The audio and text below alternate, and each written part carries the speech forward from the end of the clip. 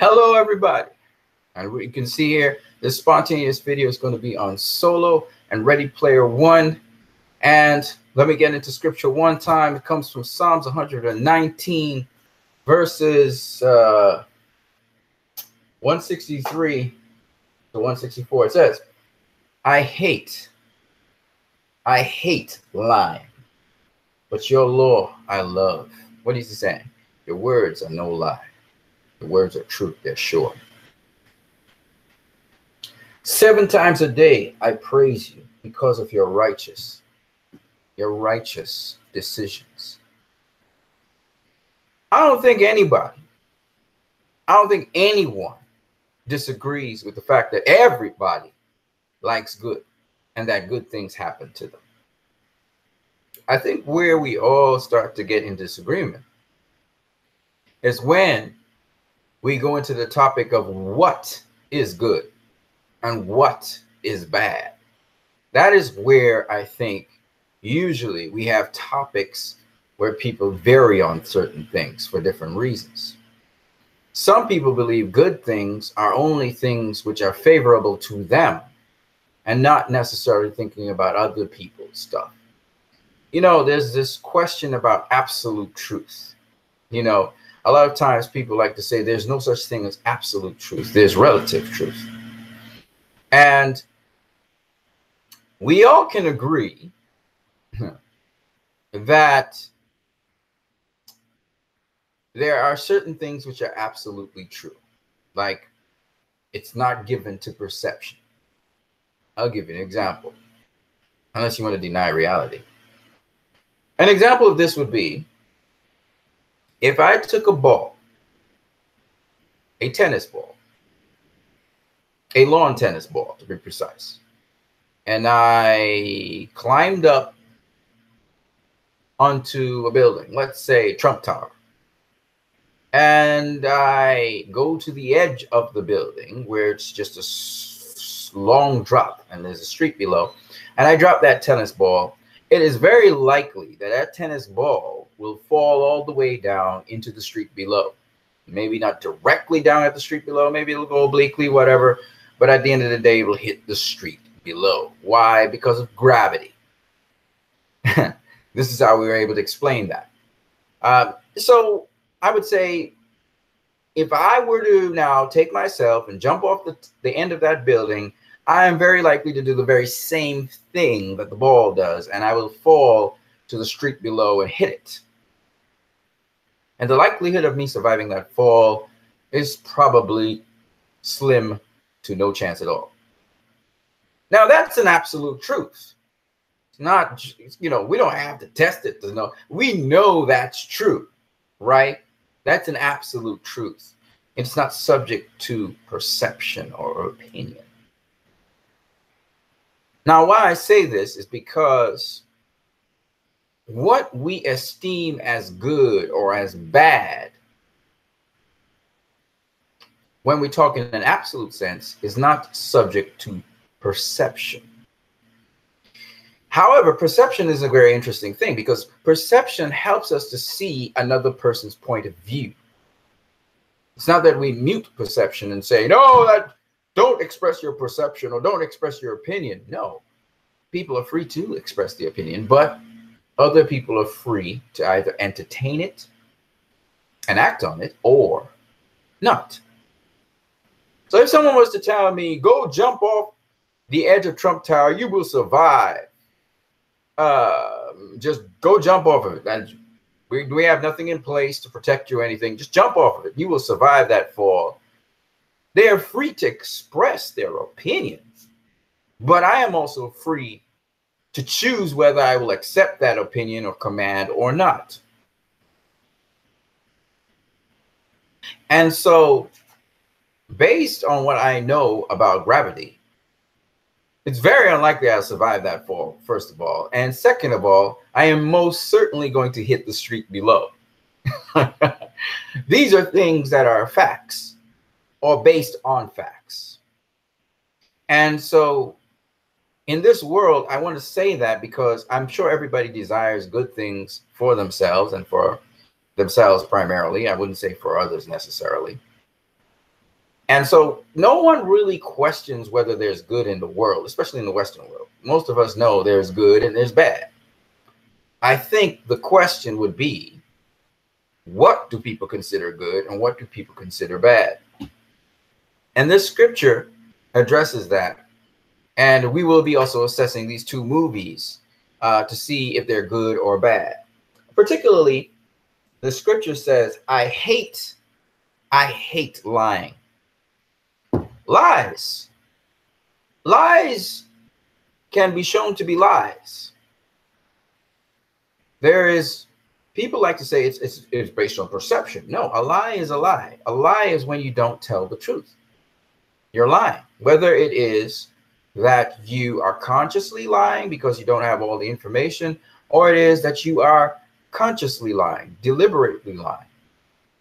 Now, some people would like to say, well, let's qualify it more politically correct by saying that you are actually telling inaccurate information. You're not lying. No, you're lying. You're not telling the truth. So it's a lie. However, it can be that you are ignorantly telling a lie or something that's not true. Or it can be that you're deliberately telling a lie. The motive is another story, but it's a lie. It's not true. And these are important things for us to, in this day and age where people like to spin information, we must be able to speak clearly on matters based on information and factual information, which will not change. The factual information is the absolute truth of the situation. Yes, this truth may be based on situations or circumstances, but the truth itself, the facts of the situation, you must be able to get. This is what detectives do. This is what scientists do. We try to base things. Yes, we have theories and so on, but we try to get as much factual information. We call it data. Data-driven research or data-driven papers are very important.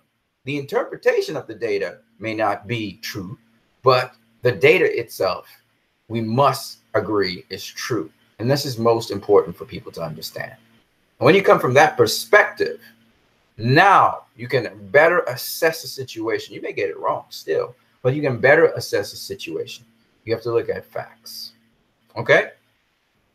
I wanted to say that because that's based on the scripture. Now we're going to look at Solo, Han Solo, and we're going to look at Ready Player One. I watched both movies between yesterday and this morning.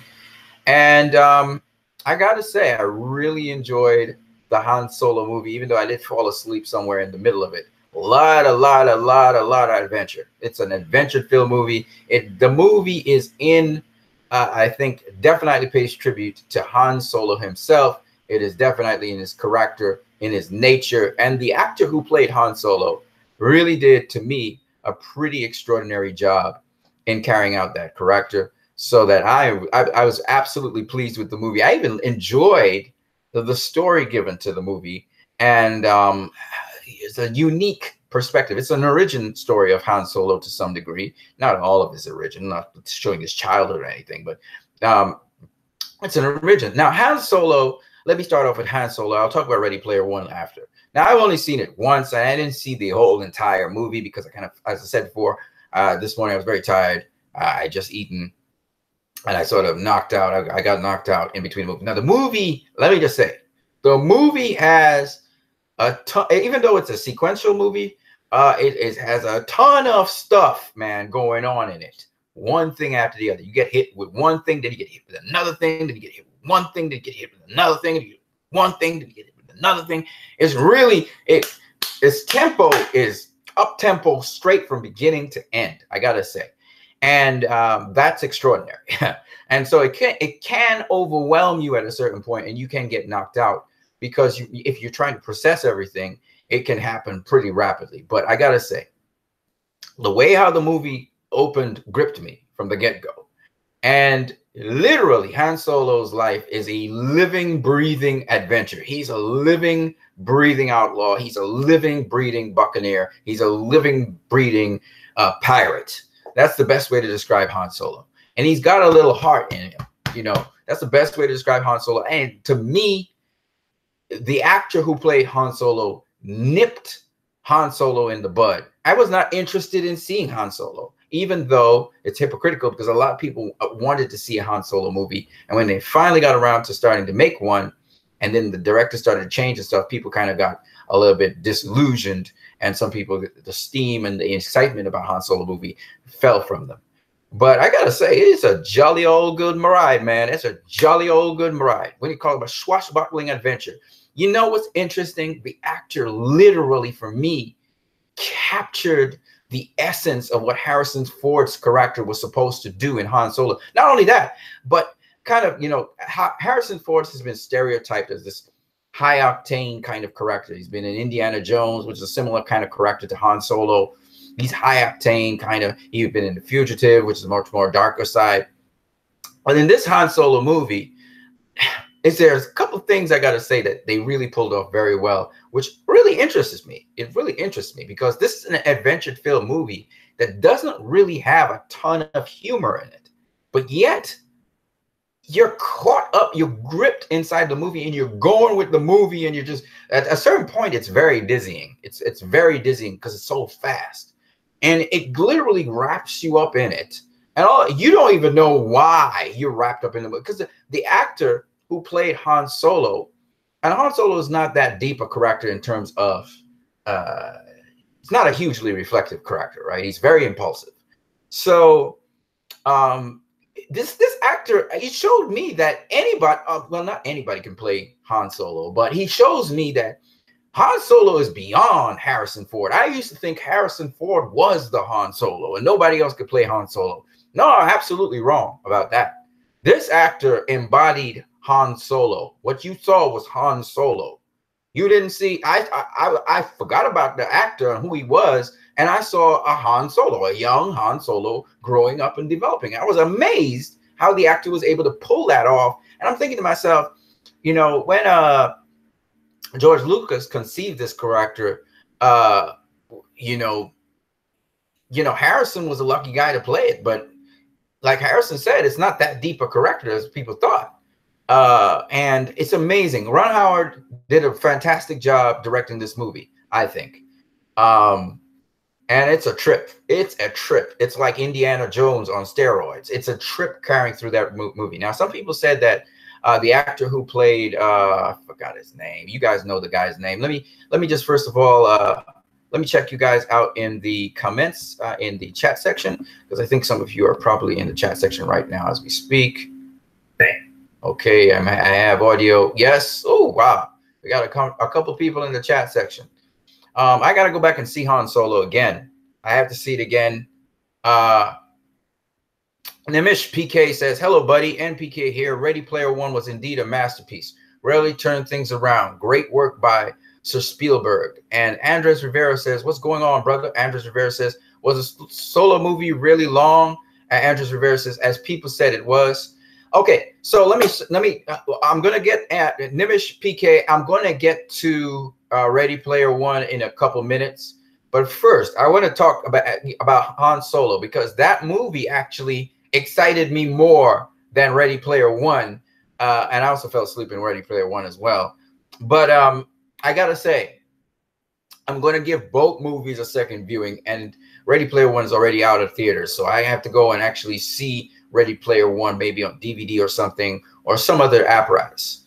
But the movie that really interests me and I really enjoyed a lot, Andres Rivera, was Han Solo. It's crazy. You know, they say this movie is flopping at the box office. I just think people were just not enthusiastic enough to go see it. Now, they said the movie was really long. It was 2 hours and 5 minutes long. But I'm going to tell you this, you're going to feel exhausted at a certain point in the movie, and you're literally going to shut down because the movie moves. There's a lot of, even though the movie's linear, there's a lot of shit going on in the movie. You'll feel like from the beginning of the movie to when you reach the end of the movie, you're going to sigh and say, wow, that was quite a journey. You're literally going to say that because you literally feel when Han Solo is growing up, there's a lot of stuff going on in this movie. Emotionally, literally, factually, as in a sequence of events, there's a lot of stuff going on in this movie. At a certain point, I literally huffed and I said, this movie isn't done yet. It's really a lot of stuff going on. And I think they packed in a ton of stuff in this movie. And that's the thing that's probably, if you have to say what's the downside of this movie, I think the downside of the movie Andres Rivera is there's a lot going on in it. A lot going on in this Han Solo movie. And you would be surprised. You'll be surprised how much is going on. The story is not that deep. You know, Han Solo himself is not a very deep character, but yet he grows throughout the movie. He's growing as a character in the movie. And even the focus of the movie is very much similar to the focus of Ready Player One. It has to do with love, and it has to do with relationships to people, you know, people being in isolation, and then they find somebody they love, and they connect, and that kind of thing is going on in that movie. But there's a ton of stuff going on in this movie with the characters in the movie. And because of that, because there's a lot, I mean, a lot going on with those characters. They're very rich characters. One thing Star Wars does very well is they really make some. If you've seen Star Wars Rebels, you would really love, if you love Star Wars Rebels, you will love Han Solo, because it's in the same vein as Star Wars Rebels. Now, so that you understand, Han Solo is pitched in the time around the time of Star Wars Rebels. In fact, I might beg to say it may have been, he may have come on the scene around the time of the inception of the rebellion. As the rebellion's about to really begin, I know Star Wars Rebels had where the rebellion was beginning, and they remember the Star Wars Rebels, they joined the rebellion. I'm saying that Han Solo actually comes at the inception of the rebellion. He literally is there when the rebellion really starts to pick up and actually happen. Okay, so Han Solo is kind of that point in time between the Clone Wars and Star Wars Rebels. Between that period of time, Han Solo fits in there. Rogue One comes in between the time at the end of Star Wars Rebels. It comes somewhere. It comes somewhere at the end of Star Wars Rebels, and between that and A New Hope. Okay, it's in between that. So the sequence of events goes something like this. Star Wars Episode 1. Okay, hold on a second. Let me think about it. Wait. Hold on a second. Let me just think about it. No. I'm wrong. It starts off with, no, I'm right. What am I talking about? Yes, I'm correct. So you have Star Wars Episode 1. Okay. Within Star Wars Episode 1, let me think about this. Let me think about it for a second. Yes. It happens. Okay, so you have Star Wars Episode 1. What happened in Star Wars Episode 2? Okay, yeah. Let me think for a second. Okay. Star Wars Episode 1. Okay. Then you have the Clone Wars, which would be Star Wars Episode 2, I believe. Let me just check. Let me check. Because in this Star Wars, in the scheme of Star Wars Episode 2. Hold on a second. I'm going to be able to tell you everything. Attack of the Clones. Yes. I'm right. Okay. So. Okay. So we have Andres Rivera. This is how Solo fits into the whole picture. Okay. You have Star Wars Episode 1, which is The Phantom Menace, I believe. Then you have Star Wars Episode 2. Now, Star Wars Episode 2 is the inception of the Clone Army, okay? And then you have the Clone Wars, okay? You have the Clone Wars. Then you have Star Wars Episode 3. I think I have it right. Star Wars Episode 3. And then between that, you have Star Wars Rebels. But before you have Star Wars Rebels, you have Han's Solo. Then you have Star Wars Rebels. Then you have Rogue One. Then you have Star Wars Episode 4, which is A New Hope. Then you have The Empire Strikes Back, which is Star Wars Episode 5. Then you have Return of the Jedi, which is Star Wars Episode 6. Now, after that, we jump all the way through time a bit with Luke Skywalker to Star Wars Episode 7. Then we have Star Wars Episode 8. Okay? So we have The Force Awakens, then we have Star Wars Episode 8, which was The Last Jedi. And now we're going to have Star Wars Episode 9. So in the scheme of things, if you were paying attention to what I'm saying, Andres Rivera, Solo is actually at the beginning of the rebellion. After Star Wars Episode 3, which is The Revenge of the Sith. After Star Wars Episode 3, which is Revenge of the Sith, we have Han Solo. Then we have Star Wars Rebels. You got it? That's how it goes. So Han Solo meets Chewie. Okay, never mind that. I'm not going to tell you too much about the movie. I'm not going to spoil it for you guys. But it's a very interesting movie. Now, there's times when you have to suspend your belief in certain parts of it. But for the most part, if I had to describe Han Solo, it is straight up a swashbuckling adventure movie. It is straight up. I mean, they couldn't get Han Solo any better. To me, in my personal opinion, I've watched, again, I don't consider myself a Star Wars fan, but I think I know sometimes more than some Star Wars fans out there who cosplay and all of that, but they don't really know Star Wars, because I think I have seen almost all the Star Wars movies and all the movies and animated cartoons. I remember the 2D Star Wars Clone Wars when it was in 2D. You know, I know all the, I mean, I followed all that Star Wars stuff, but I'm not a Star Wars fan like that. And I've even read Star Wars literature, and I've also read Star Wars comics with the Luke Skywalker and Leia and Han Solo comics. I've read all of that shit. Okay.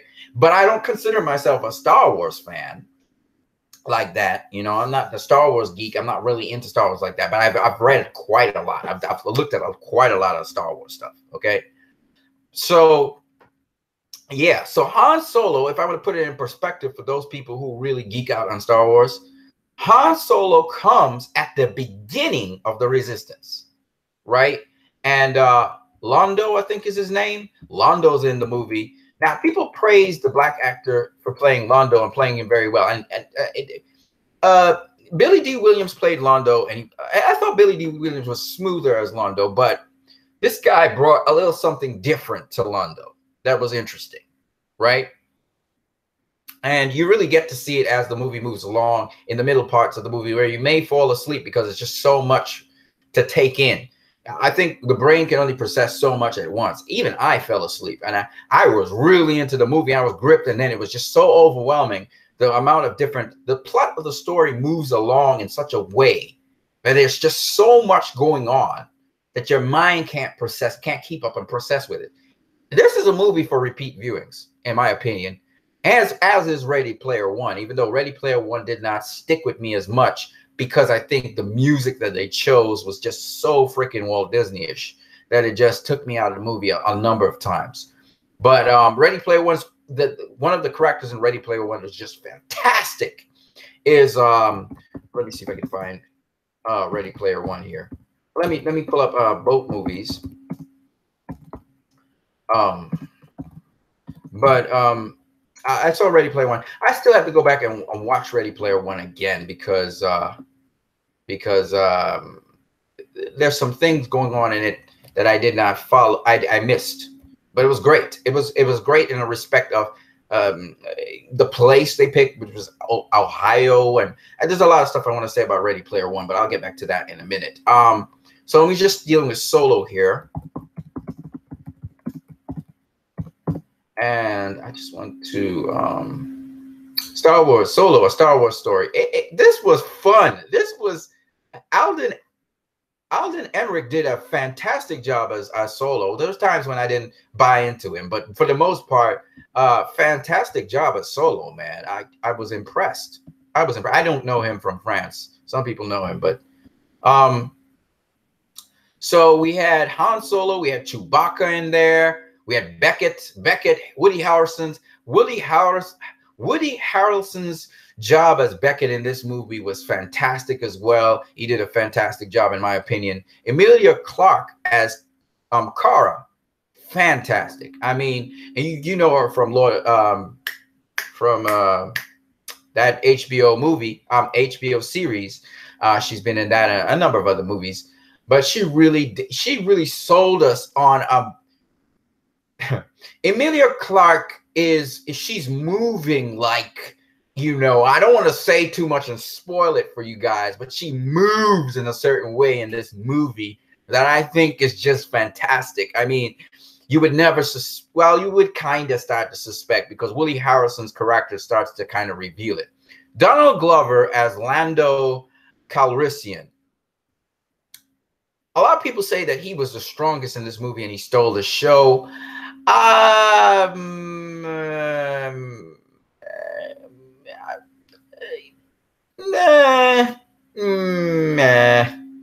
I wouldn't say that. I wouldn't go that far. Okay, I would say that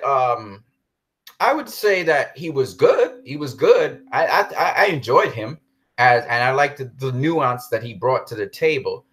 I don't know if it's because it's politically correct to talk about black actors doing an outstanding job or that people expect black actors to be funny, but I thought he was very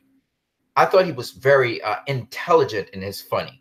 You know, his funny was intelligent. In other words, it wasn't really funny. He wasn't trying to be funny. Lando wasn't trying to be funny. Lando was he was a very sophisticated kind of guy, but he was crookish. The guy was crookish from beginning to end. And I think that's the nice thing about the character. Billy D. Williams had a different sort of aura to Lando. Donald Glover brought something a little bit different to Lando. But I didn't think he was the greatest shining light in the movie. Let me tell you the shining lights of this movie. Alden Ehrenreich, he owned the Solo role. Okay, he owned Solo. There were moments when he was a bit weak, but for the most part, he owned that Solo character. But he wasn't the shining piece in this whole entire movie. I would argue Emilia Clarke. Who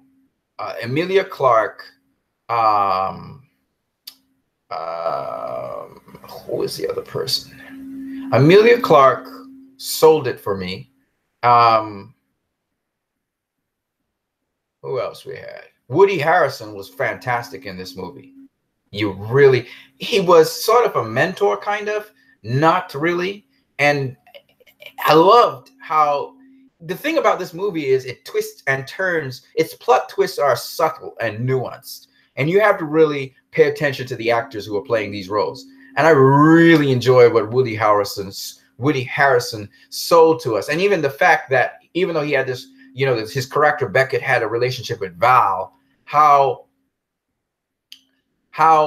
as much as they were committed to a certain task and working together, he was not sold on committing to her. It's one of those weird things that you, as the movie progresses, you realize how nuanced that was, that he did not trust anyone in the business. And I thought that was very interesting. And the valor of Val, even her valor wasn't enough. And even his connection to Val wasn't enough. And I thought that was rather brilliant. So I thought that Woody Harrelson, for me, stole the show in this movie. The other character that stole the show in this movie is not a principal character. It's not a principal. Let me see if I can find her somewhere here. It was a lady. She sold it for me. She sold it for me. And again, it added a certain degree of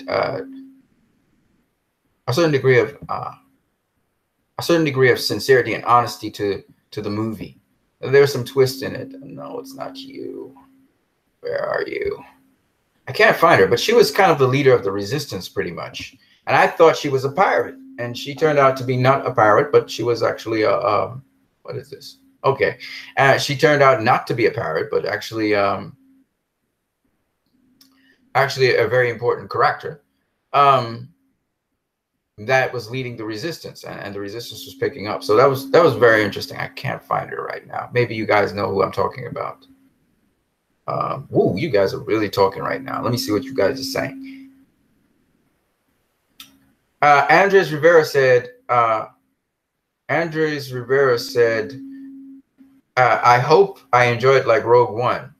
Andres Rivera said, "It's a whole lot of Star Wars." Lol. Yeah, it's a whole lot. I mean, Solo. But then again, Solo is this guy who's constantly in the mix of things. And when you see, you got to see the story, Andres Rivera, because it makes a lot of sense how this guy moves and everything. And so it makes sense. It really gave a tribute, in my opinion, to Solo. Andres Rivera says, "I thought Ready Player One was just okay." I can't assess Ready Player One like that yet because of two reasons. One is Ready Player One also has some subtle undertones to it. And the fact that it's even in Ohio and that the people, life is crap for them. And you see it. It's like a built up sort of shanty town. And just the misery of life, that I can see the escapism into this world. And I forgot what it's called, not the Oracle, it's called the Oris, or I forgot what it's called, but you guys know what the world was. And it's interesting. It's just Ready Player One's another thing. I'll talk about Ready Player One in a minute, but anyway, Andrew Rivera said it could be better. Dave Ethan says Donald Glover, an actor who played Lando, and also a rapper called Childish Gambino, who performed the song "This Is America." Oh, I guess that's why they were praising him so much. Probably didn't expect him to do so well. I thought that he wasn't outstanding, in my opinion, Dave Ethan. I thought that he was good. He was a variation of Lando. That's what I'll say. But I had to go see the movie again because sometimes on first viewing, you really didn't capture the movie. You think you did, but you didn't. It may have been exhaustion. It may have been that you stop following certain things. So I wasn't alert all the way through the movie. So I have to go see it again. But Donald Glover didn't strike me as the most outstanding performance. I think the most outstanding performances were done by the lady who was the head of the Resistance, Emilia Clarke. She was fantastic. Woody Harrelson, and of course Alden Ehrenreich he captured Han Solo. So I'm cool with everything there that I saw. He doesn't strike you when you see a still picture of him as being Han Solo.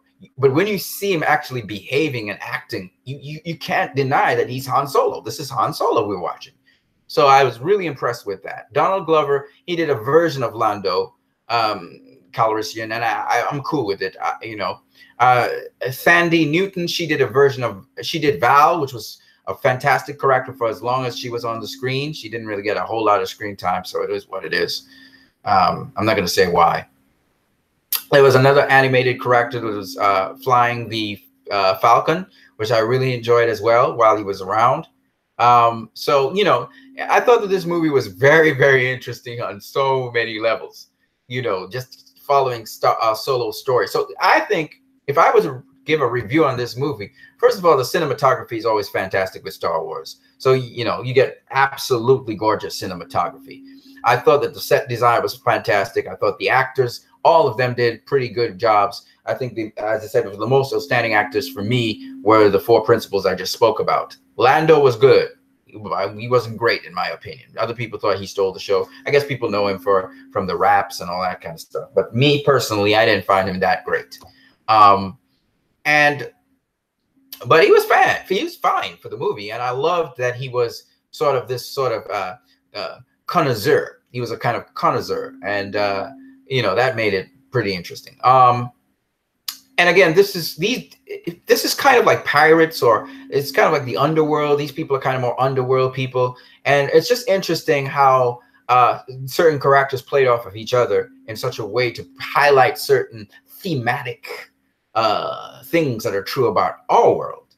And the movie even isolates what Han Solo is. It actually tells you what Han Solo is. I don't want to tell you guys right now because it would spoil the movie, but in essence, I think that it's isolated down what Han Solo is, and he literally lives up to that in the movie. And I think, again, Emilia Clarke did a fantastic job of highlighting that for us.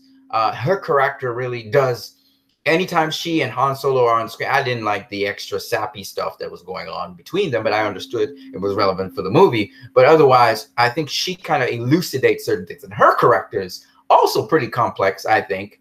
And there's so much we still don't know about her character, so I would love to find out more about the character of Cara.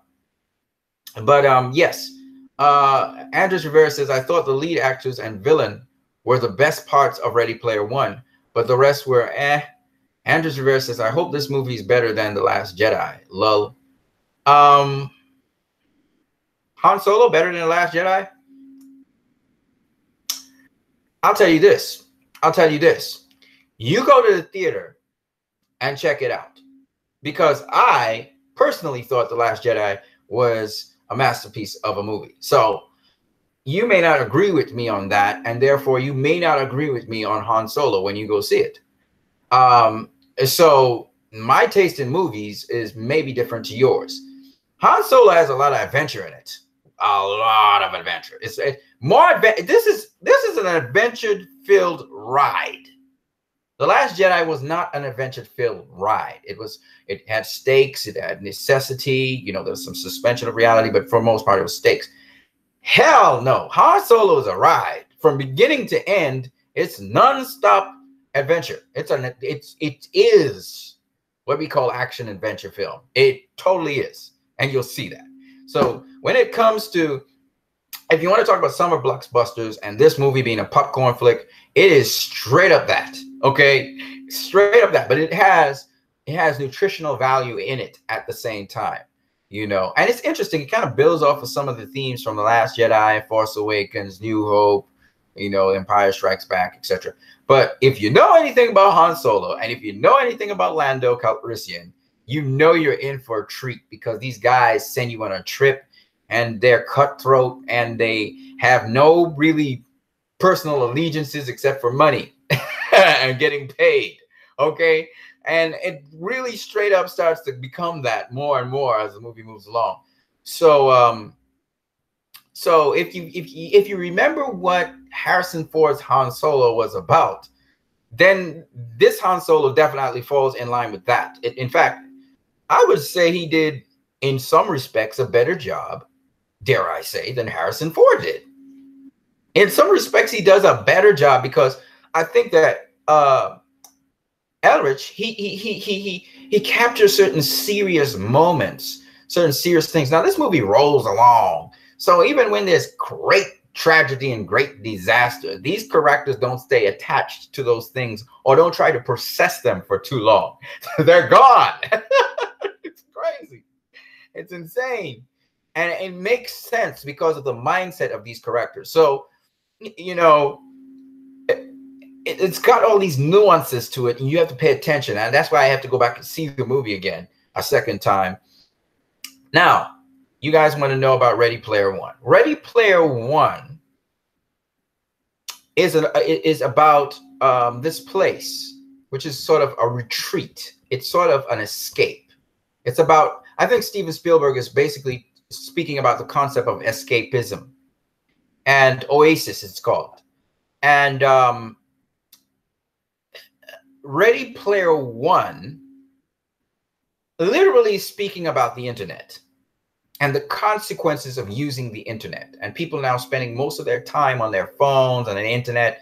And now Ready Player One sort of immerses you into it. Now, I think this movie took very, very, very long to make for Steven Spielberg because of all the rendering. The movie is basically a level up from just an animated movie or CGI movie. It's mixing animation with reality. It's even CGing in reality. And the CG on this movie is quite impressive. And the overall arching theme of Ready Player One, and by the way, I will tell you the overarching theme of Han Solo in a minute too. But the overarching theme, I think, of Ready Player One is the idea that regulation, the regulation of things like the internet, the regulation of social media and virtual space needs to be protected. So this movie is a social commentary on our time and how the internet has sparked and come to be. and about how much freedom will we have. If you look at, for instance, the economies of the world, there was once a time when we were talking about free market economies, and that was a blessing. And all of a sudden now we've gone to this nationalistic way, and we've said globalism is bad, and free trade is bad, and free economies are bad. And that really leads down the slippery slope to regulations and regulations and taxation and regulations. And we see the same thing, this discussion going on via the internet, and then talking about how Facebook is bad because now, you know, they've allowed Russia interference into American elections, and and they talk about hacking and piracy and people not having their privacy respected and so on. And all of these things can be seen as positive, or they can be seen as sinister, as ways to control the internet. Governments all around the world have been trying to control the internet. And I think Ready Player One is a social commentary on that. And in the end, there's a lot of, I think there's a lot of connotations to the ending of that movie. Again, I'm not trying to, I guess I can spoil it now. I mean, it came out this year. Maybe I can spoil the movie. So what I'm talking about when I talk about that is specifically the owner of Ready Player One. He died, but he left inside of Ready Player One an Easter egg, which anyone who broke that Easter egg and figured it out, they would basically own Oasis and also inherit all of the owner's stuff. Okay, and I thought that Ready Player One existed in this very, very poor community that had been poor for a very long time, Ohio, and that an orphan, a kid whose parents died, and he went through hard times, and then his aunt died because she was blown up, and the repercussions outside of this virtual space, which everyone was using, is interesting. Now, the way how Steven Spielberg basically pitched Ready Player One, I think is what, as me as a sci-fi kind of person, I didn't really dig, which is he built it on fantasy and on romanticism, and it made it into a romantic story. It was all about love, and the guy who created Ready Player One, he really felt bad about losing his the guy who he was working with together as a partner.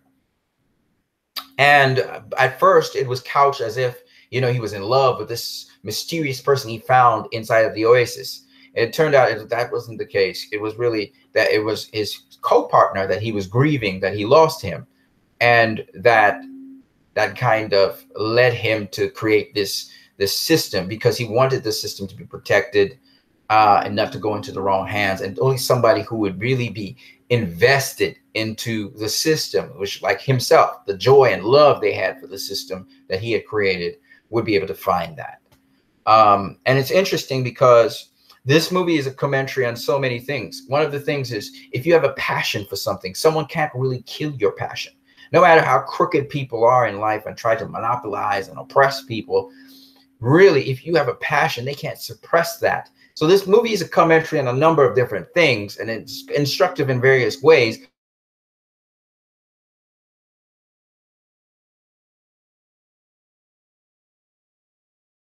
It felt very Jurassic Park-y. It felt very, Steven Spielberg's kind of E.T.-like, sort of emotional, romantic, Walt Disney-like, sweeping, roving kind of style that I personally didn't like. As I'm a realist and I'm more of a sci-fi kind of person. Now, why Han Solo would get me is because your blood's boiling, the music, you already know the Star Wars themes, and the music's kind of slightly, it's got a slight tension to it all the time. It's got these nuances where it seems almost evil at certain points, and I like that the energies, the dark and light energies in movies are intertwined. That even when you're going to do a simple progression, it can have a hue of darkness in it, a sort of dark twist. You tweak it a little bit. I'm a musician as well, so I more enjoy Solo than I did enjoy, for instance, Ready Player One. Now, some people are even calling Ready Player One a masterpiece. I guess because you've probably read the book or you're into it. I'm not into it. I've never read the book. I've never done those things. So when I saw Ready Player One, the principal story is they're searching for this Easter egg. They're all called by a certain name. I forgot what the name of the people are. And they're searching for this Easter egg. And in the end, you know, you meet a lot of people online. Like I meet you guys here, Andres Rivera. I meet Dave Ethan. I've never met you guys in person. You understand what I'm saying? I see you guys as icons, or as they call them. What do you call them? You call them. You guys know what I'm talking about. What's the name for? Oh God, I can't believe I just forgot what it's called. But you know, they were seen as these caricatures, right? You in Ready Player One, they were caricatures. So you had H, and you had two other people, and then you had God damn it, I hate when I forget things because sometimes words just slip me. But Artemis, Samantha was Artemis in Ready Player One. Wade Watts was Parzival, right? Parzival, Artemis. You had Sorrento. You had you know, you had H, which was Helen, right?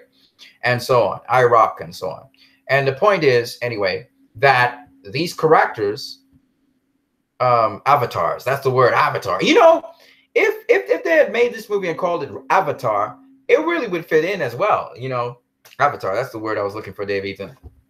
So these characters, anyway, in the movie, the main protagonist in this movie is Parzival. Okay, and Parzival is looking for that Easter egg, and he doesn't give up. And they're called by a certain name. I forgot what that goddamn name is, but I can't. They search for the Easter egg, and they were, you know, it died off. And the reason it died off is because a number of people were trying to search for this Easter egg.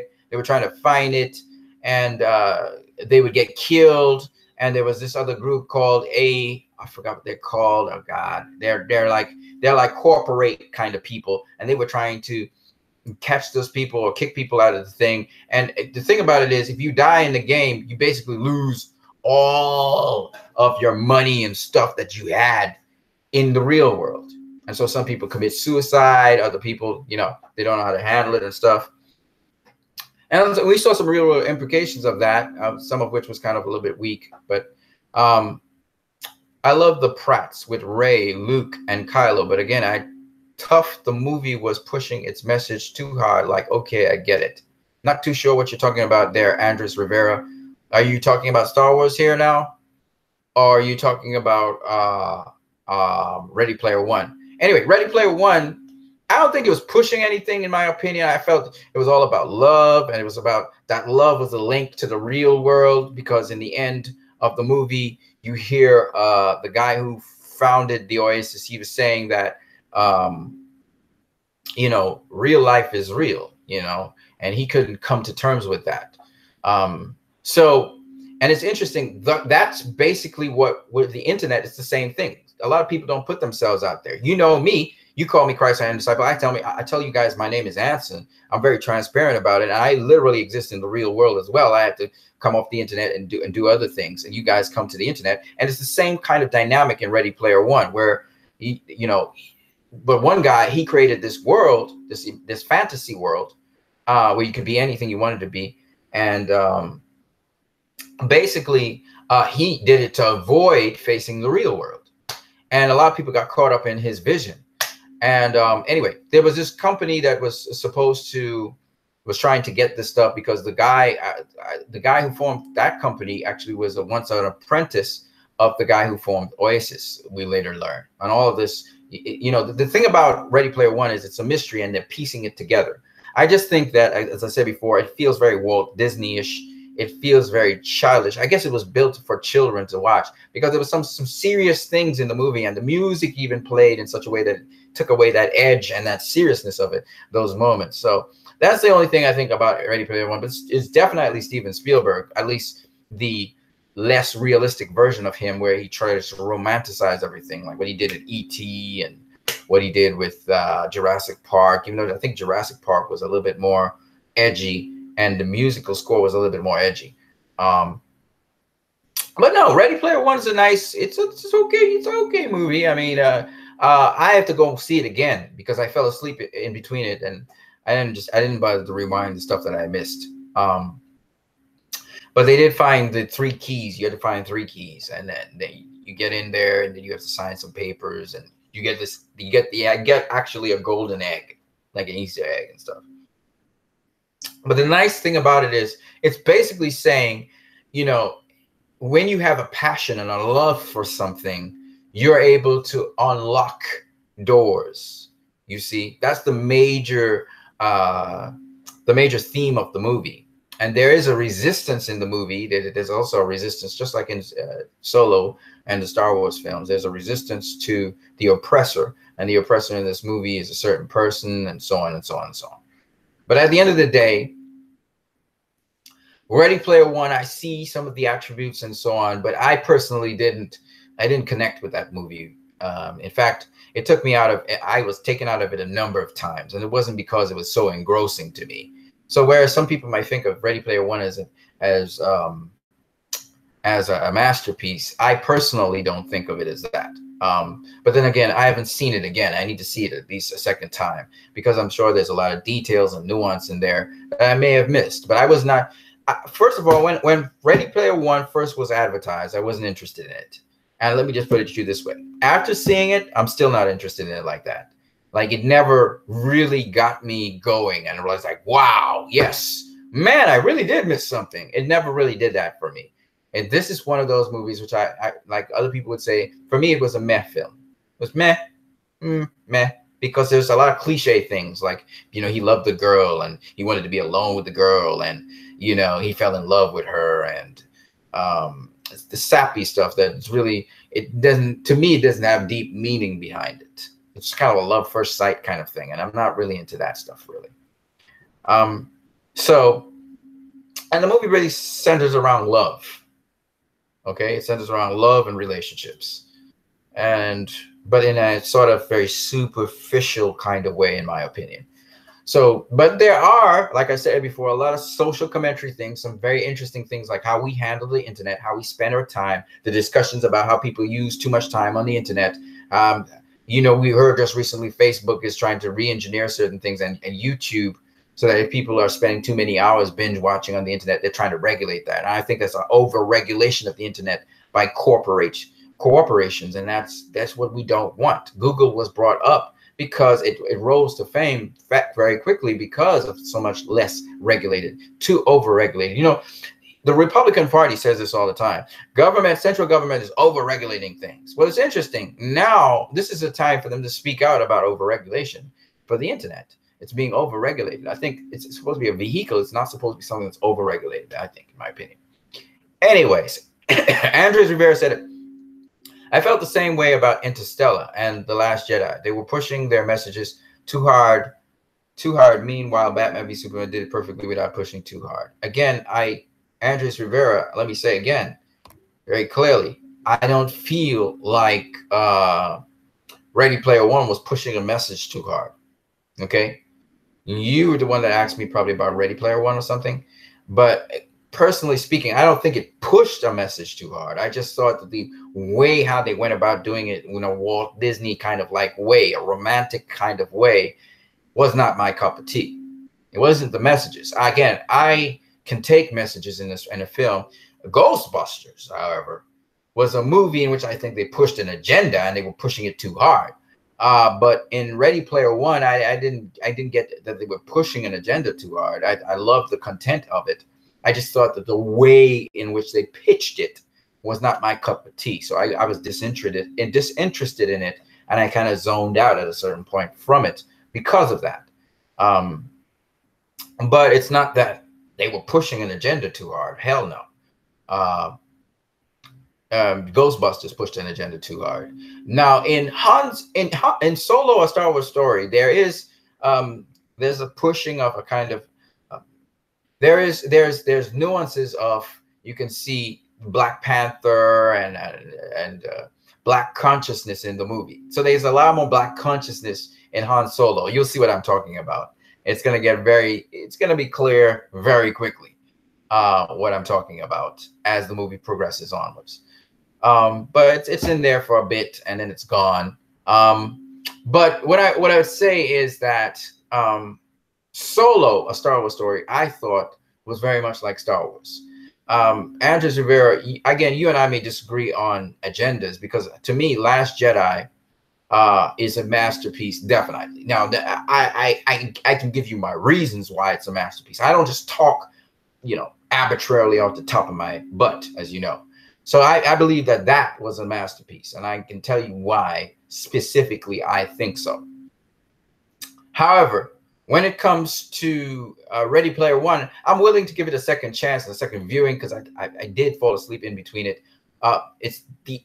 Solo is the absolute opposite of why I fell asleep. Solo just had so much shit going on in it. It was like a bunch of stuff going on in Solo, the movie. I'm telling you, you're going to like it in a way, because you're going to realize a lot of stuff about Solo. That's what I like about the movie as well. It literally gives you a lot of background on Solo.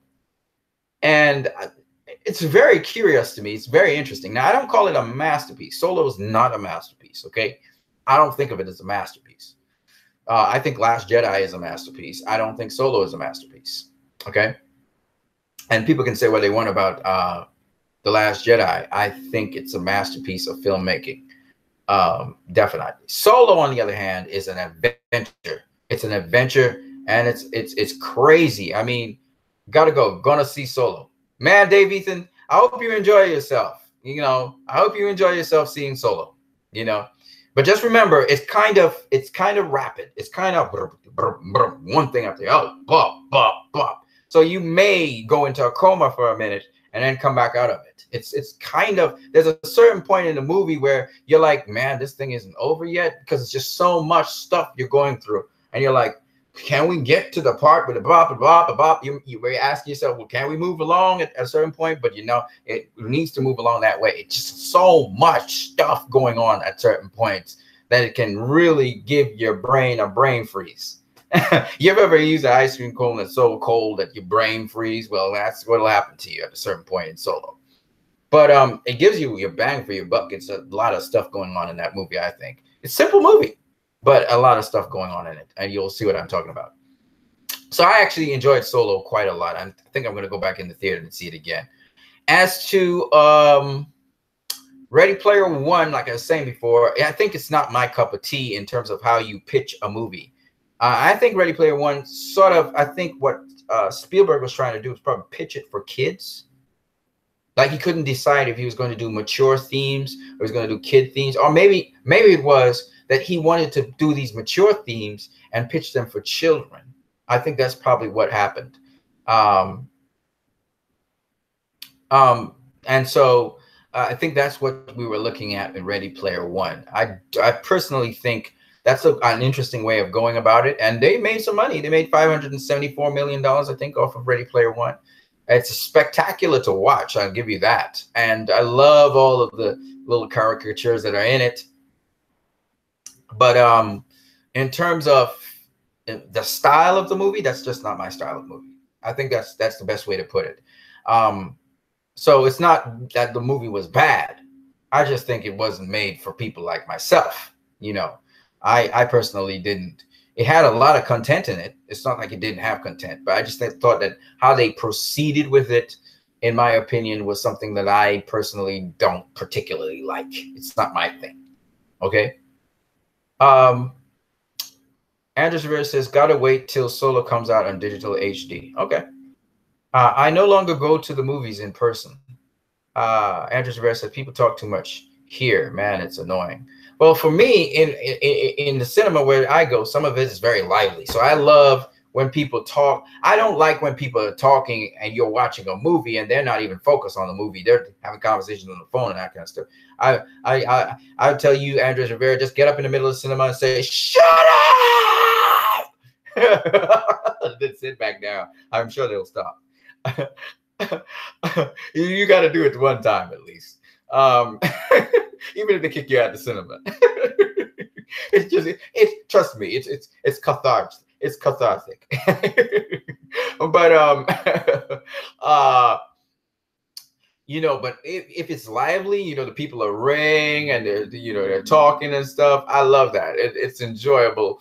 It's enjoyable when they're giving feedback and stuff.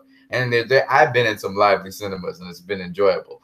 But it depends on what cinema you go to, you know, and what kind of quality of cinema. We have Cinemas 8 here, which is not that bad. And then we have you have IMAX and Movie Tongue where I live, and it's really good. It's really good. But yeah, sometimes, you know, it depends on when you go. If you go for the matinee in the night, well, you know, anything can happen. You know, people can be making out. Some guy could be stabbing another guy. You just never know, man. It's wacky out there. Some people peeing down themselves, you know, poo-pooing themselves. You just never know, buddy. I'm just saying, it's out there. So, you know, I try to go pretty early. I'm not saying that happens in Cinemas 8 or those others. The cinemas I'm talking about, they're pretty high class in that respect. But, you know, there's some joints, man, where the cinemas are just horrible. You know, you can't even get proper audio or proper video. So you have to figure out what cinema you want to go to. I would suggest, if you're going to go see a good movie, save your money and go to IMAX. That, to me, IMAX, Dolby Digital Cinemas, save your money. Make it worth your while to see it in the best possible quality. Because the lower the quality is the worst experience. You know, and if you don't have the money to do that, I can understand.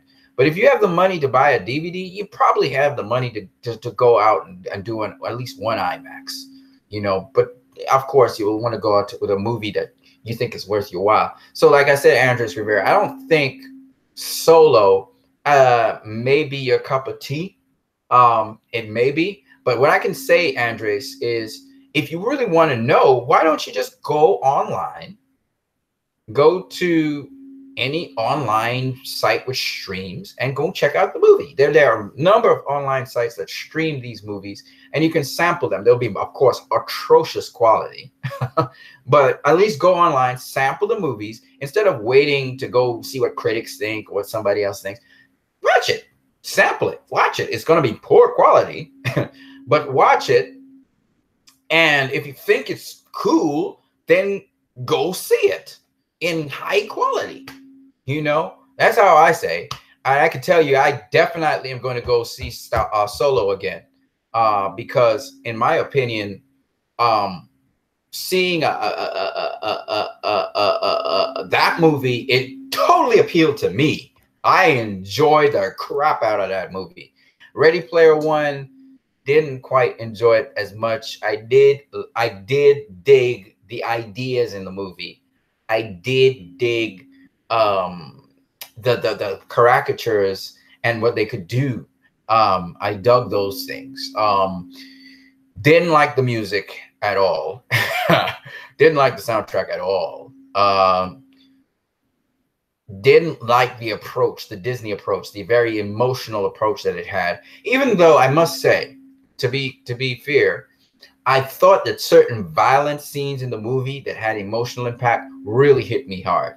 I really enjoyed those scenes. But the violent scenes in the movie, and there were a couple of violent ones which had an emotional impact on me. But then again, the fact that, and I loved certain parts of the movie where I was like, how is this person going to escape? How is this going to work out? I really enjoyed that stuff. But it didn't give me the kind of enjoyment I had, say, for instance, with Solo, where Solo is like a breakneck, devil may care at certain points kind of movie in certain respects. And I may be overhyping it because of the impact it had on me, because I didn't expect Solo to be that good. And it turned out to be really good for me. I really enjoyed it. And so this review of Solo and even Ready Player One, it's probably based on the fact that I probably wanted to see Ready Player One much more than I wanted to see Solo. And maybe that's what's happening. Maybe because I anticipated, I want to see what this Ready Player One is. And then I know the 80s music was, it was from the 80s and so on, and they gave tribute. But then there was the 80s music, and then they went into this orchestration, which is like so not fitting the 80s music, you know, in my opinion. Again, this is just my opinion. As a musician and as a person who enjoys movies, I felt a sort of detachment between the 80s music and then this romantic theme that constantly played through the movie. Clearly, it was about the guy loving the girl, and they really milked that, and it just annoyed me, okay? but it's okay. I mean, some people will like that. I know. I think Ready Player One is a good chick flick. Maybe I shouldn't say that out loud, but I'm very stereotyping women right now. But I think it's more for women. It reminds me a bit of Superman Returns, this love story between Superman and Lois all the time, and I just didn't like it.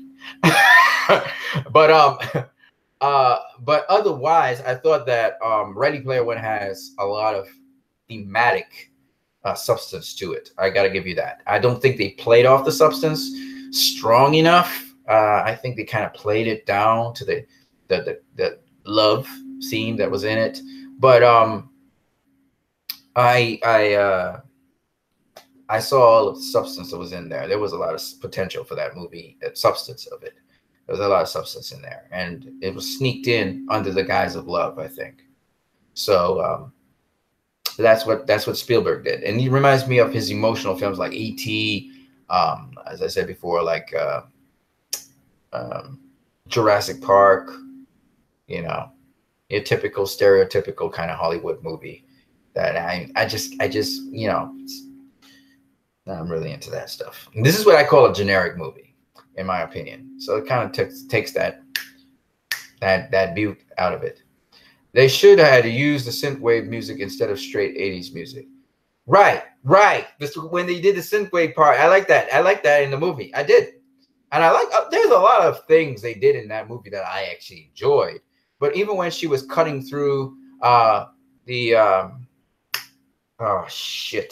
Kombat. The Mortal Kombat character when she pulled him aside with the Mortal Kombat character and she cut through it and she laughed with the hand, the alien hand from Alien. You know, I actually dug it. I kind of enjoyed those moments where they were doing special effects inside of a special effect. I thought that was really cool. So there's a lot of cool things they did in that movie. I just think maybe the time when I started watching it, and also the fact that I didn't really see it at its best, and I really kind of zoned out of it because of certain things like the music and just the way how they kind of treat the story, kind of very waltzy, romantic kind of story. I don't know if you understand what I'm saying. It reminded me too much of Zootopia and Disney, and it's just very Disney-like. I mean, Warner Brothers was behind this, but god damn it, man. I don't know what they were trying to do there. They were trying to rip off Disney or something? I don't understand. It just really... that sort of stuff, I can kind of wade through it. I mean, Frozen, I saw Frozen and I didn't like Frozen. You know what I'm talking about? You get what I'm saying? Yeah, I like where the story was going, but I knew this Frozen, you know, this Disney thing, I can't take it, you know? Anyway, the only thing they didn't do in the movie was straight up sing. You know, they didn't do that in Ready Player One. That was the only thing they did. Oh, did they sing? Did they sing in Ready Player One? I'm trying to remember. I don't know. But they just didn't straight up sing. And that would have been it, you know, that would have taken the cake right there. But I love that it is a mix between, it kind of reminds me of Who Framed Roger Rabbit, which is a WB thing, but that was edgy as well. Where now they're mixing the real world with the virtual world, kind of like a Matrix thing, but in a fantastical way. It's kind of like, you know what it reminds me of? It reminds me of Final Fantasy meets Who Framed Roger Rabbit, or not Who Framed, it's too edgy. Something like Beauty and the Beast, maybe. Yeah, there you go. Final Fantasy meets Beauty and the Beast. You know, the graphics are great, you know, but yet at the same time, it's a romantic story at its heart, you know.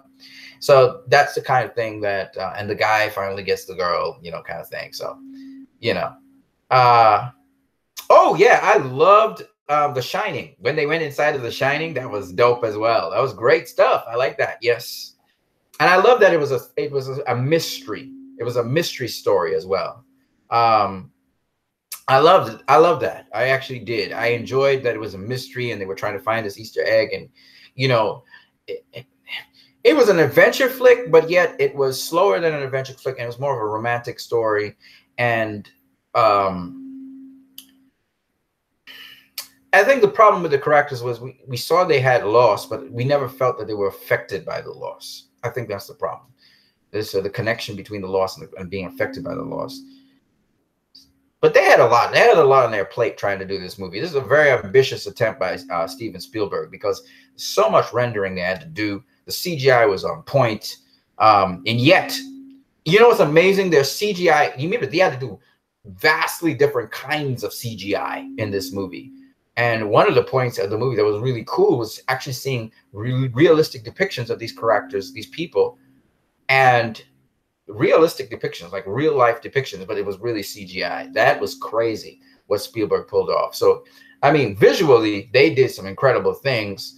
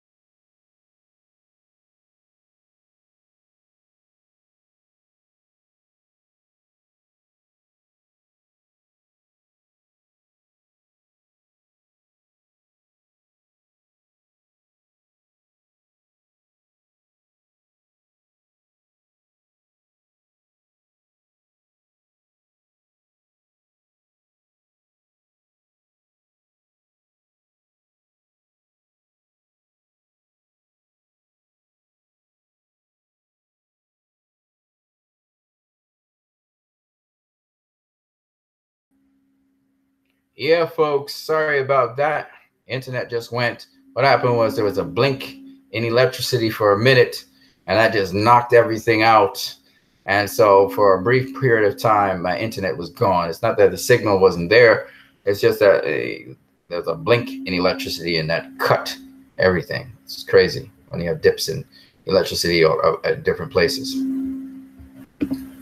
Anywho's, I hope you guys, I can't see you guys right now.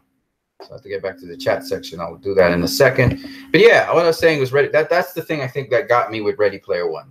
That was my problem. It wasn't so much the story that was being told. I thought it was a very meaningful story in many respects, and it covered many different things.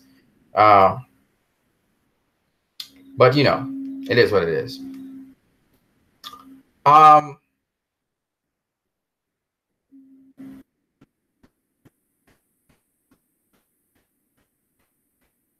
Let's see here.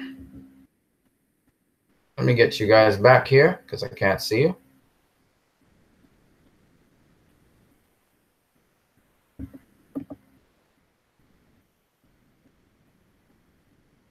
Hey, guys. Hey. Sorry about that. Yes. So yeah, technical difficulties. Sorry about that, Andres Rivera. Technical difficulties. The internet cut because I think there was a lightning flash or something and it blipped the electricity, and so we were gone for a second. Sorry about that. Yeah. So I enjoyed both movies for what they were. I think I need to go see them again, both of them.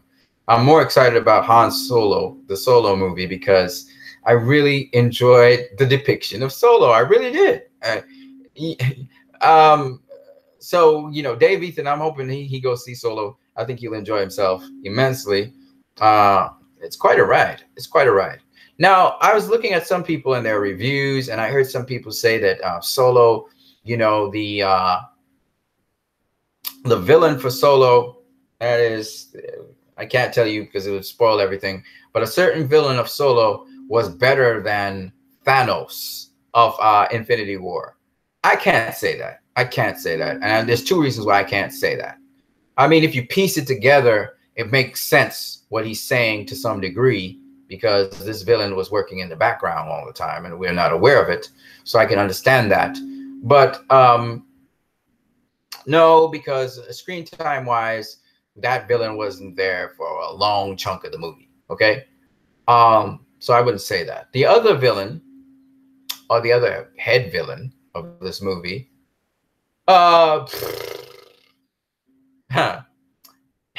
there's so many things to say about this movie. Is not hinged on a main villain per se. Solo's not really hinged on one main villain. Let's put it that way. But Solo is interesting. Like I said, I think that Emilia Clarke's depiction of in Solo is a fantastic depiction, because how do I say this without spoiling the movie? Solo is an origin film, but it's an origin film for several characters, not just Han Solo. So we know that Han Solo and Chewbacca, we get some sort of origin background to them. Not really Chewbacca so much, but just the relationship of Han Solo and Chewbacca. We get a little bit of sort of background to Lando's character as we move through the movie, right? But there's more origins to different things. Like I said, the Solo movie has origins to the Resistance in some respects. We see the beginnings of the Resistance through Han Solo. I'm not saying that's the only place where the Resistance began, but we kind of see that. Now, it's not in the conventional way that you think. So you got to understand it that way. Now, there was something I didn't talk about, the themes in Han Solo. Han Solo is basically an adventure flick. It's an adventure flick like Indiana Jones. It's like Indiana Jones in that respect. Okay? Star Wars The Last Jedi is not like Indiana Jones. Okay? It's just what it is. It's not Indiana Jones. But Solo is. And in fact, the actor who plays Solo, Eldritch, he does a lot of things like Harrison Ford does. If you liked Indiana Jones movies, you will like Solo. Thematically, Solo deals with this. Solo deals with the theme that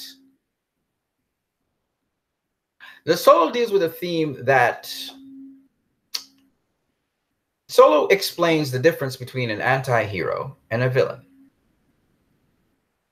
Solo explains the theme of what an anti-hero is and a villain. Solo explains the theme of what does it mean to be good. Solo explains the theme of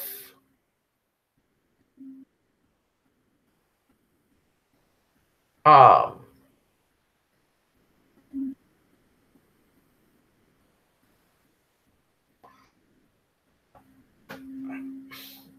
to figure out how to say this. You know, Ready Player One was talking about love, right? Solo comes and shares a difference between a close relationship and love. So there's a separation between a close relationship and love, assessment or observation, and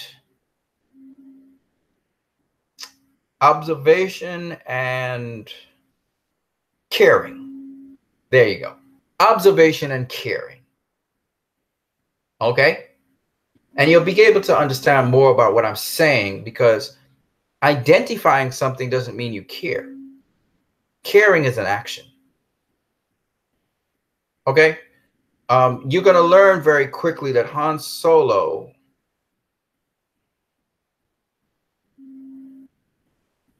he is a criminal. He is an outlaw. But he's more than that. Okay? That's the best way to explain Han Solo. Guardians of the Galaxy, in some respects, is something like Han Solo, but Guardians of the Galaxy does it in a wacky, funny way. Han Solo is not a wacky guy. Harrison Ford would beg to differ with me, but he's not really wacky. However, because of the kind of character he is and how fast thinking he is and how spontaneous he is, a lot of things that he does comes across as funny. And you don't miss a beat. It's like, if you want nonstop action, just spend a day with Han Solo. It's hyper. So I think that's the best way to describe it, because the movie is not particularly exceedingly funny. It's not, and definitely not trying to spoof fun at things, but at the same time, it has heart and it has adventure. I got to tell you, it's an adventure film. So if you didn't like Star Wars: The Last Jedi because you didn't feel it was as adventuresome as it should be, Han Solo takes that away easily. That Han Solo is an adventure on steroids. I tell you, man, I was overwhelmed. At a certain point, I was falling asleep just because it was just too much adventure for me. It was very adventuresome, very high energy kind of movie. So you can think about it however you would like to, but I think that's basically it. If you wanted to see how Han Solo got to meet Lando, you'll get to see that. If you want to know how Han Solo met Chewie, you'll get to see that. If you want to know how Han Solo became the character that he was in A New Hope, you get to see that. It definitely is interesting how this story unfolds. Let's put it that way. And there are spoilers. There's certain things that are spoilers in the movie, but I think the fun parts of this, and the movie's fun, by the way. It's a fun movie. Okay. And should I? That's a spoiler. We can leave in there. Star Wars Rebels theme fits in there. The Empire theme, the Darth Vader theme, is in there. The typical Star Wars theme. It's in there at certain points.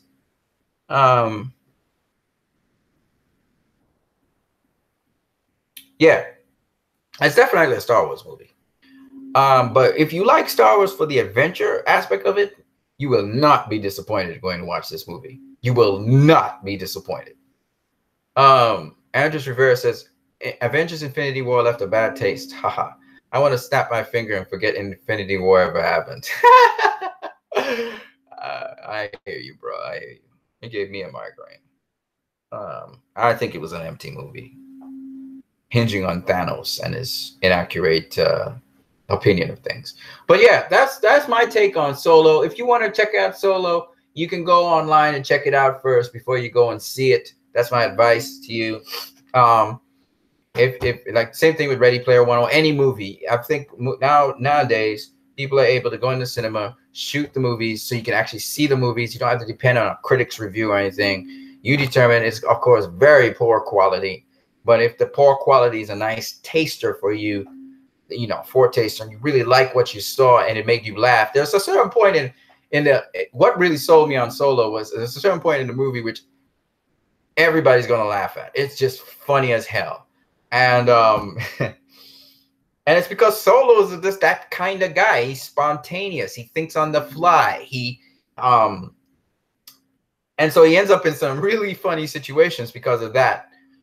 But it works in his favor. He's able to adapt. I think the thing about Solo, he's very flexible. He's able to adapt on the fly, and he gets himself out of situations by the skin of his teeth a lot of times. And I think that's the fun part about Han Solo. That's the truth. That's what really captures him. And I'm sorry I'm actually defining him here, because that's one of the wonderful things about Han Solo, that the Solo movie, that you should really find out for yourself. But nonetheless, you know, go see it. Go see it in the theaters. That's my suggestion to people. As for Ready Player One, I think it's out of the theaters already. So I don't know. You know, maybe those of you who like romantic kind of movies and beautiful special effects and sort of a Disney-like feel, I think you really enjoy Ready Player One, because that's just not my cup of tea. That does not work for me at all. Just like but Avengers Infinity War was trying to be bad. It just, you know, trying to be a bad boy movie, but it just didn't piece together the pieces properly.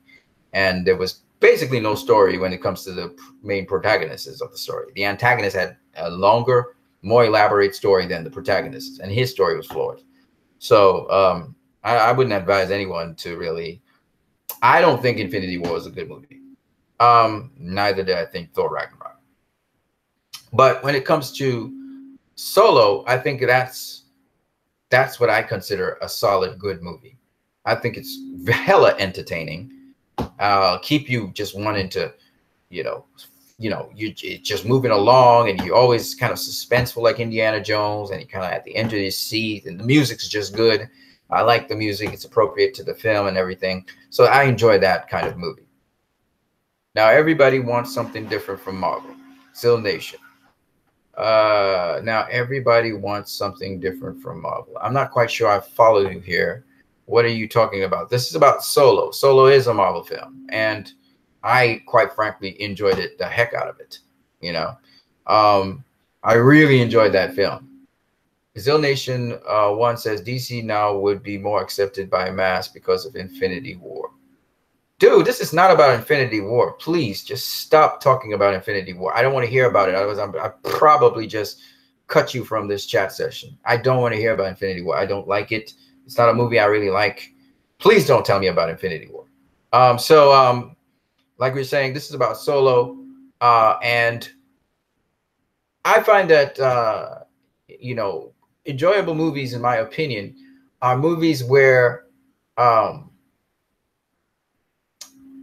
for me, movies that can get you invested in them. You're sucked into the movie, and you don't know why you're sucked into the movie. And then later on, when you evaluate it, you know why you were sucked into it. And I just think Solo is a movie that sucked me into it. I don't know if it's a movie for everyone, but it was a hell of a lot of movie.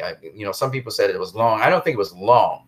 I think it just had so much stuff going on inside of it, in the journey that Solo is going through, and we're following him. He's the main protagonist. We're following him through this journey, and you know what's nice about Solo? It's streamlined. Like, you're going with Solo from point A to point Z, and you're going through the entire alphabet in that process. So I like that Solo is a movie that you continue to move through it to the end, and so that's what I got to say about Solo.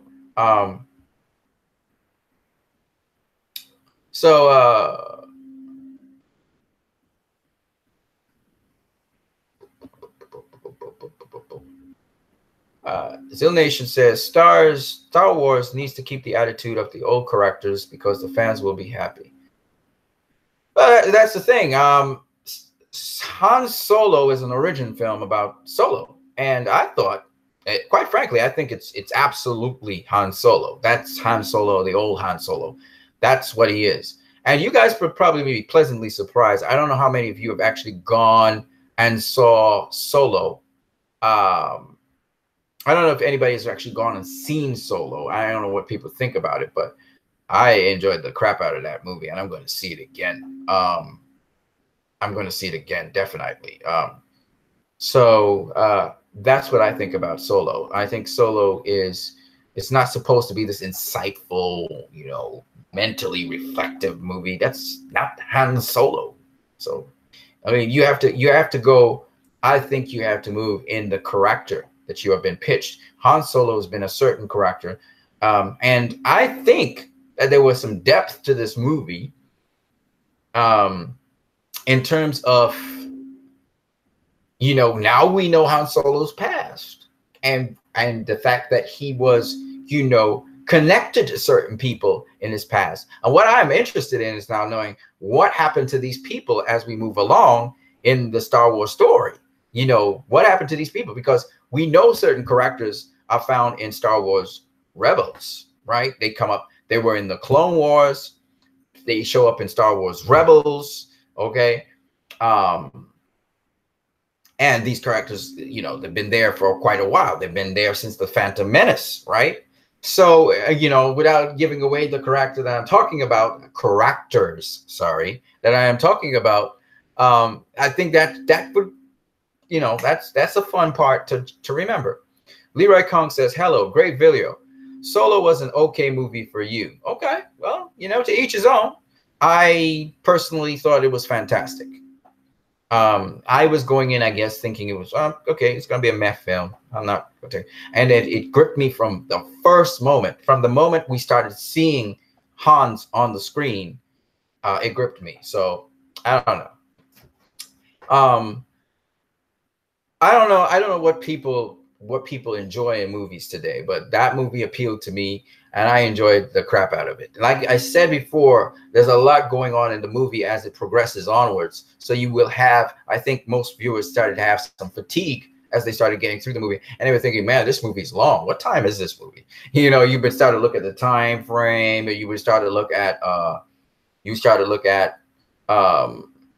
you know, is this movie going to end? You may ask yourself that question at a certain point in the movie. And that's fair enough, because I think that they really did have a lot going on in the movie. It's weird because you wouldn't think a streamlined, straightforward movie like that would have so much going on. But emotionally, there's some weight going on in this movie.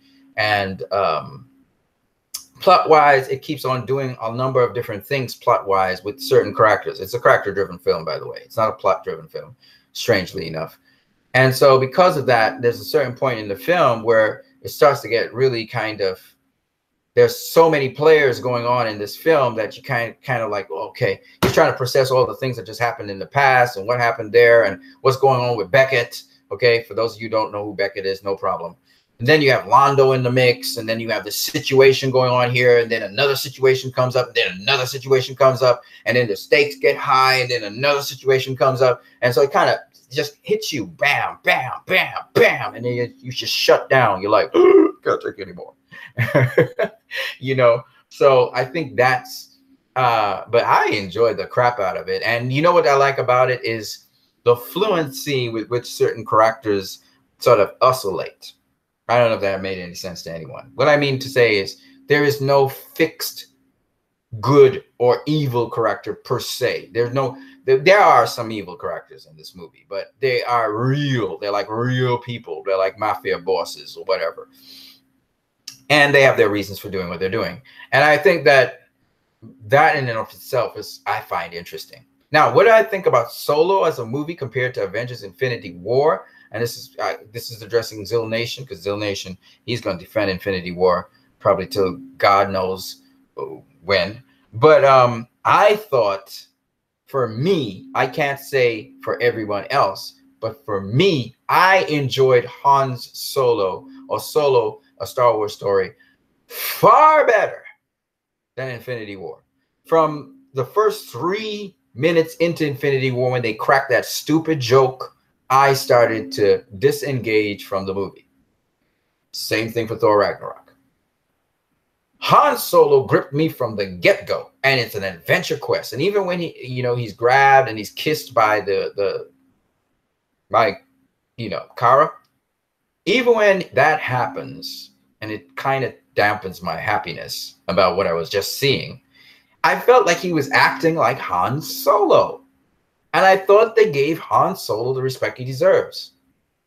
And even after that, the point after that, and knowing the context in which these guys are there and they're together and blah, blah, blah, blah, blah, which I just gave away a spoiler there. I'm sorry about that, but it is what it is. Even when they were together, because most people think of Han Solo, he was by himself all the time. And just the philosophy of Han Solo, how it's developed, you get to see all of that in this movie, how he becomes what he is when we meet him in A New Hope. So it's just very interesting. It's a very interesting story. And what it leads to is questions about other characters in the story and other players in the story and their backstories. It makes you want to think, so how did this character become what? Wait. So this character, so this character is really this way. Wow. Now, how did this character become like this? You know? And so those are the kind of questions that kind of come up. And it's interesting also seeing a different perspective of the Empire. The Empire itself is interesting. Seeing things from another lens, from another point of view. And Solo kind of gives us that glimpse into there for a brief portion of time, because Han Solo, I might be giving away a little too much, but he ends up working for the Empire for a minute. And then he's you know, I can't tell you. I'll be giving away the movie. I don't want to give away the movie. But suffice it to say that Solo wants to, okay, forget it. If I say anything else, I think I'm going to really spoil it for everybody. Spoil the crap out of it there. Solo wants to see the world. Solo is an adventurer. Solo wants to see the world. That's the truth. That's what it is. And so at the end of the day, this movie Solo explains a lot about Solo himself that we saw in The New Hope. So when you go and watch this movie now, it will tell you a lot about that guy that you saw. And it literally connects really nicely. Again, I don't know how much people, there are a lot of people who profess to be Star Wars fans, but I've seen almost all the Star Wars movies, and I've seen all of the interstitial Star Wars action stuff, whether it's animation or live action in between. So I've seen all of that stuff. So when I see Solo, I see how he fits into that, and how, you know, Harrison Ford's portrayal has some more depth to it, because, you know, there's a lot of things about Han Solo now I know, and I see now why Harrison Ford's character behaved the way he did. You can go back now and watch A New Hope and Empire Strikes Back and, you know, Return of the Jedi, and really enjoy that character and why he did what he did. It really does fit in with that whole story. So that's why I enjoyed Solo so much. And he did Harrison Ford's character justice. I say Harrison Ford's character, but it's no longer Harrison Ford's character. It shows us that other actors can play Solo. Solo is Solo. He's not Harrison Ford's character. So I love that. And so for me personally, to just line up all those Star Wars movies, if you're a real Star Wars fan, to line up all those just like you have the collection of Star Trek movies and just watch them one after the other, it makes it so much more fun, you know, for me.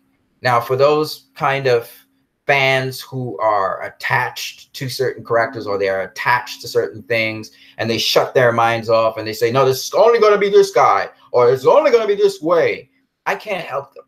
Because if you shut your mind off of things, fine.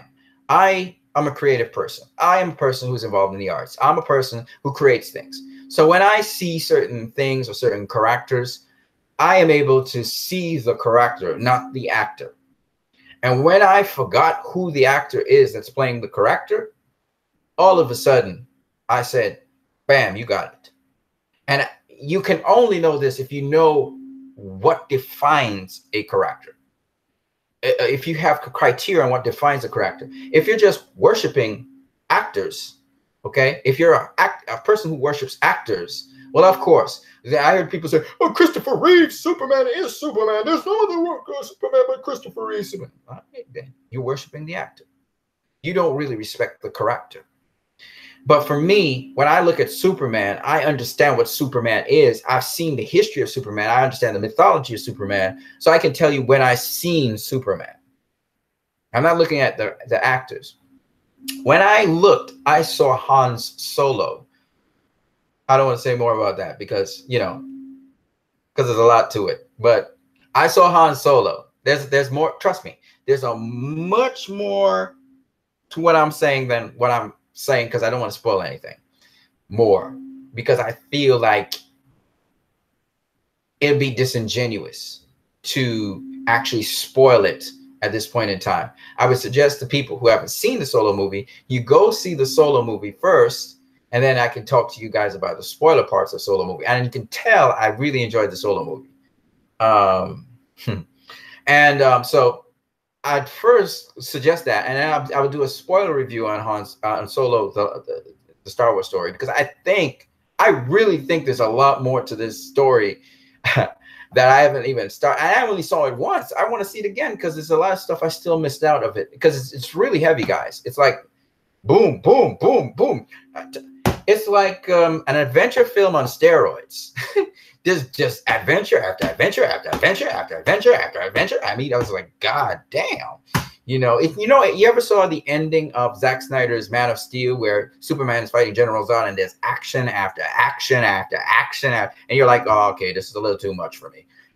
That's the feeling with Solo, except it's not just action, it's an adventure. It's one adventure after another.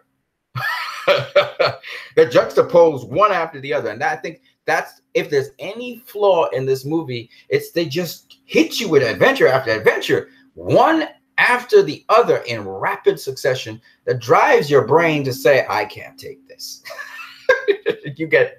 That's the thing I took from it, that I think if I had to pinpoint something, that's what I tell you would be the flaw in the movie.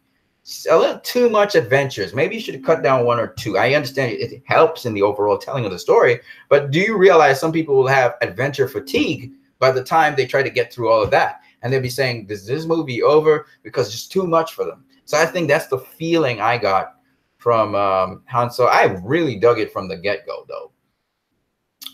But that's I think its flaw. I don't call it a masterpiece, absolutely not. But I like the story a lot. I thought Ron Howard did a pretty good job with it. So yeah, I'm not fixated on one particular actor. And besides that, I thought that Elrich, he did a fantastic job of just behaving something like he kind of bridged that continuity. You could feel it's a younger Han Solo, and you can also feel the Harrison Ford-like kind of behavior. But I just realized that's not Harrison Ford that's behaving like that. It's literally, that was the script writers wrote that for Harrison Ford, and he conformed to it. And if you know what would be an amazing thing, if somebody would juxtapose Harrison Ford in A New Hope and juxtapose it with somebody would go and do film and show like certain lines that Han Solo says in Solo, and certain lines that Harrison Ford as Han Solo says in A New Hope, just juxtapose those lines and you see how freaky similar they behave. It's freaky. And he's not trying to emulate Harrison Ford. It just happens to have sort of the same kind of command and tone. It's freaky. I mean, it was like, what? And I just realized, you know, this character is not limited to Harrison Ford. I really thought that at the time, Harrison Ford was the only guy that could play this thing. No, he's not the only person. And I'm really sold on it. And just, again, if you just look at the guy, the actor who's playing Solo, you just never think he could be Solo. You'd be like, nah, that guy could never play Solo. And then when you see him actually in the movie, you know, acting, you bought it. It's like hook, line, and sinker. No, this guy's Solo, you know, and you actually don't see the guy, you see Solo. So I like that for me. Maybe I have to see it again, and maybe I'll change my opinion. But at this point in time, I just bought that the guy is Solo. Like, I don't even know this actor. I don't know this guy, but it's Solo. I see Solo. I don't know what to do. Yeah. Zill Nation says they made Star Wars SJW tone. I think you mean social justice something tone, and made Lando pansexual, and he was not a pansexual. Pansexual. What the hell does that mean? This is a new word, dude. You just, Zilnation, congratulations. You made me look for pansexual. I don't know what that word means. A literal dictionary definition of bisexuality. Due to the prefix bi is sexual or romantic attraction to two sexes, males and females, or to two genders, men and women. Pansexuality, however, composed with the prefix pan, is the sexual attraction to a person or of any sex or gender. Okay. I actually did not see that where Lando was pansexual. I don't know what you're talking about. I'll have to check that again. Leroy Kong says, Han Solo will always be Harrison Ford. What? You mean Harrison Ford will always be in your mind Han Solo, not Han Solo will always be Harrison Ford. I think you mean it the other way around. Zilnation 1. I'm talking about the Star Wars politics. I think you meant politics in the movie. Star Wars politics in the movie. You lost me, buddy. I know that I don't want to. There's other things I want to say, but I can't say it. Shoot, I'll say it. The robot in Han Solo, Lando's robot. Obviously, she was a black African American robot, big hips, and she's talking deep and she's smack talking and stuff. It's really funny to hear her smack talk. I found that very interesting. But I didn't see Lando being pansexual. I never saw him attracted to any guy in the movie. I don't remember that. I know he had questionable morality because, you know, everything's up for bids. like when he pulled off, he abandoned everybody. It's hilarious as hell, man. And you know what's funny too? When Han Solo keeps on saying they're my friends, everybody for Han Solo is a friend, even if they're traitors. I mean, god damn, man. It's funny, man. It's funny as hell.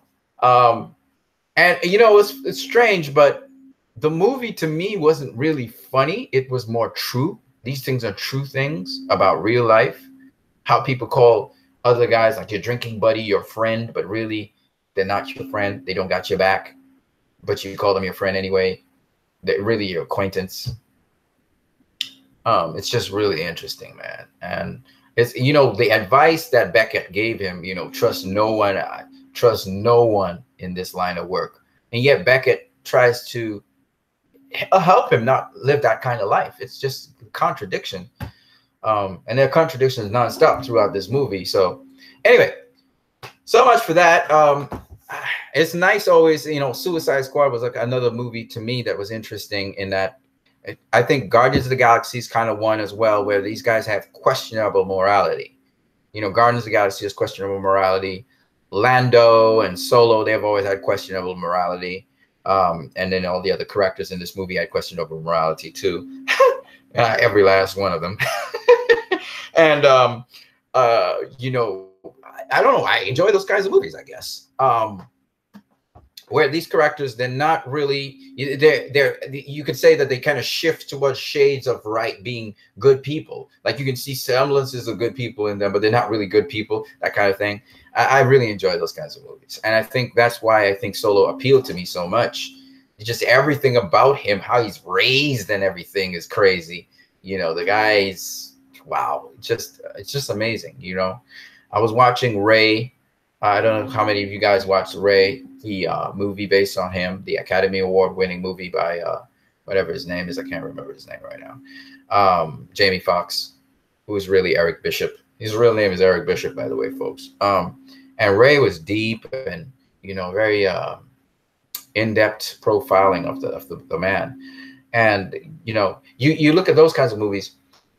Solo's not that kind of movie, but yet it has those semblances. There's things that are sad about Solo and his background and his story. You know, there's some sad things, and as the movie moves along, you get that revelation of those things. You know, I heard some people also say that. So I disagree that one of the revealed villains in the movie, which is a spoiler, which I will not talk about, that he was a much better villain than Thanos. I don't care what you say. Thanos had a lot more coverage to him. So there's no way a villain that just comes on for like 2 minutes, 3 minutes in the movie is going to be better than that. There's just no way. So I disagree with that. But as to the movie itself being better than Infinity War, yes, I agree with that. It is a better movie, at least for me. Again, this is my personal preference here. I'm not talking about in terms of generally speaking. And in fact, I think though that it is a better movie than Avengers: Infinity War. It has better plot design. It has much better character development. It has a better story. It's an origin film, so it will, it explains a lot about the character. The character is in keeping with what the character was before. So yes, of course, it's a better film than Avengers: Infinity War in several different ways. I think the only thing going against it, like I said before, was the elaborate, the amount, the quantity of adventures that, or at least the feeling I have that there was a lot of adventure that this guy was going through. That this guy, like things happen around him all the time, like all the freaking time. Like he's not a drama queen, but he just happens to be in the middle of drama almost all the time. And I thought that was that could be draining on people watching the movie. So I think that's the only downside to this movie. I think it's a great, not great, but it's a solid film. It's not a masterpiece. It's not a masterpiece, folks. Anybody telling you it's a masterpiece? No. Some people will tell you it's a fine movie. It was okay, and they will say that because once again, lots of adventure. The plot constantly, the guy is going through a lot. If you slash some of that adventure out of the film, if you could have, even though it's important for telling the story, if you could have somehow slashed that adventure out, and they took their time with the adventure, by the way, but if you could have slashed some of that adventure out of the film and somehow streamlined it a little bit better, I think it would have been a fantastic film. But it totally lives up to the Han Solo character. It's called Solo, and believe you me, literally, metaphorically, it's Solo, and literally, it's Solo, and the guy's name is Solo as well. So, and it defines Solo, literally, and otherwise. So it's on so many different levels. To me, I really enjoyed this movie. You can tell that. In so many different levels, to me, Solo is a fantastic movie. Okay. So there will be detractors of this movie, and they're talking about how its opening box office wasn't great and blah, blah, blah, blah.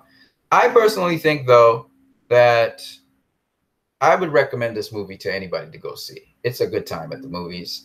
Just bear in mind, like I said before, plenty of adventures, lots of adventures. So at a certain point in the movie, if you have your popcorn or whatever, you're watching this movie, you may want to just sort of close your eyes, take a deep breath, don't try to think anything, and then open them back up.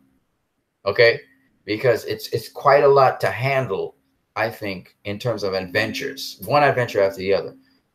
And the plot does twist a bit on you as well. So, it's a very agile movie.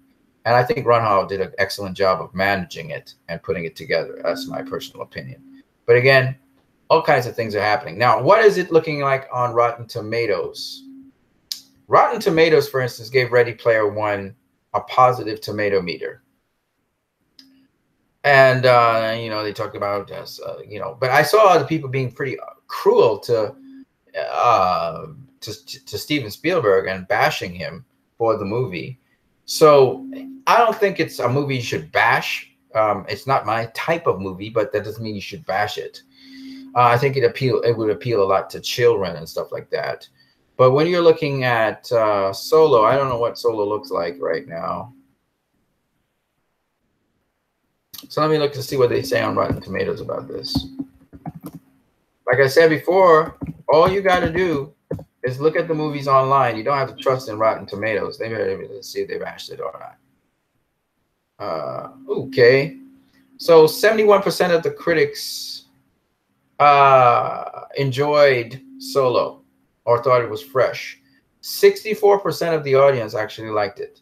A flawed yet fun and fast-paced space adventure. Solo, a Star Wars story, should satisfy newcomers to the saga as well as longtime fans who will check their expectations at the theater door.